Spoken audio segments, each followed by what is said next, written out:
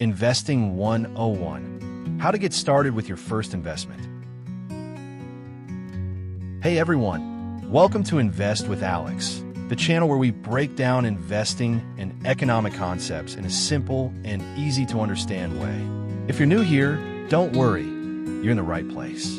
Today we're talking about something super important, how to start investing as a beginner.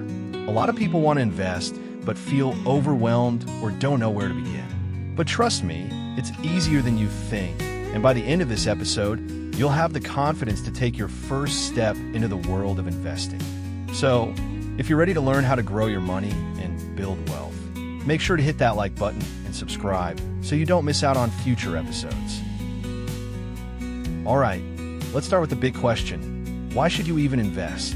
Imagine you put $1,000 in a savings account today.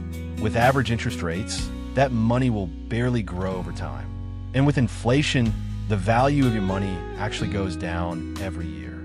Now, compare that to investing. Let's say you put that same $1,000 in the stock market and it grows at 8% per year, which is the average return of the S&P 500 over the long term. After 30 years, that $1,000 turns into over $10,000 without you adding another cent. That's the power of compound interest. Your money makes money for you. This is why investing is so important.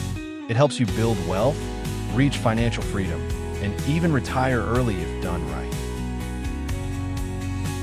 Now that you know why investing is important, let's talk about the different ways you can invest.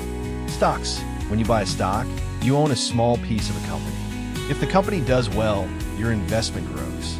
If it doesn't, you can lose money. But over time, the stock market has historically gone up.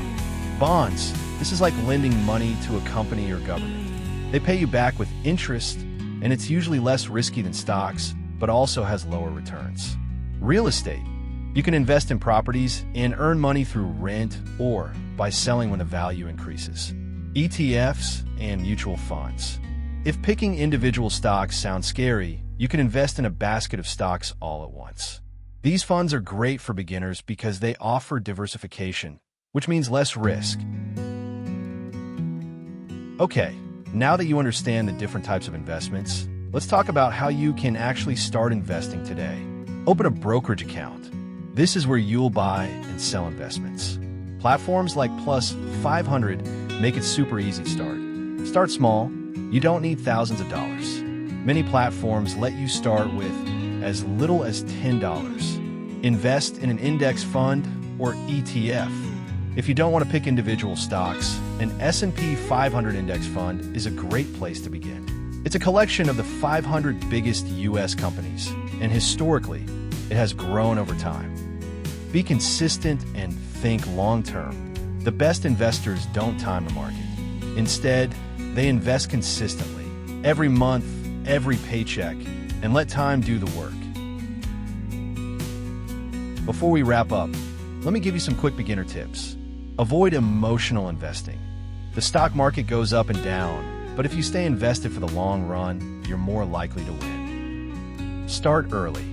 The sooner you start, the more time your money has to grow. Keep learning. Investing is a journey. The more you learn, the smarter your decisions will be. All right, that's it for today's episode. If you found this helpful, hit the like button, subscribe, and drop a comment below. What's your biggest question about investing? And make sure to stick around because in the next episode, we're breaking down how the stock market actually works, so you'll know exactly what happens when you buy a stock. See you next time.